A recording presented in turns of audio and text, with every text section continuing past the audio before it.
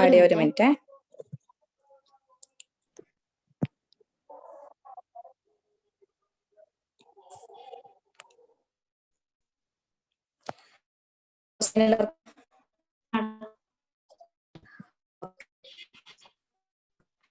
ഇന്നത്തെ ടോപ്പിക്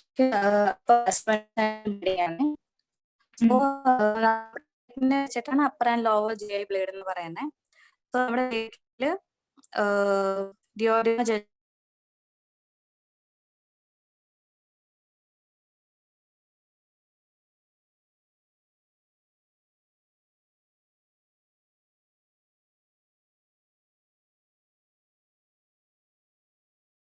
നമുക്ക് gastrointestinal erosions. Okay.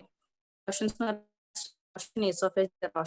അതുപോലെ varices, esophagitis, ഇതെല്ലാം next cause. Then Mallory Weiss syndrome, നമ്മുടെ ഇസോഫേജൽ ജംഗ്ഷനിൽ വരുന്ന ടിയർ. Then carcinoma stoma.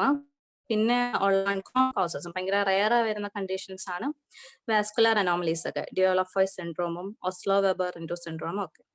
അതുപോലെ ആൽക്കഹോൾ ഇതൊക്കെ അപ്പർ GI ബ്ലേഡിനുള്ള കോസസ് പ്രസിപ്പിറ്റേറ്റ് ചെയ്യും. സോ മെയിൻ കോസസ് ഇതാണ്. എക്സാം ബേസ് പോയിന്റ് കോസസ് നല്ല എഴുതിയെല്ലാം. അതുപോലെ തന്നെ അയോർട്ടോ എൻട്രിക് ഫെസ്റ്റിലും, അതും റെയർ കണ്ടീഷൻ ആണ്, ഭയങ്കര കോമൺ അല്ല, ബട്ട് ഇതിന്റെ ഒരു മെയിൻ കോസ് ആണ്. ഓക്കെ. നെക്സ്റ്റ് ക്ലിനിക്കൽ ഫീച്ചേഴ്സ് ആയിട്ട് പറയുകയാണെങ്കിൽ അറിയാലോ, അല്ലെങ്കിൽ ബ്ലേഡ് ആയിട്ടായിരിക്കും ഇത് പ്രസന്റ് ചെയ്യാം.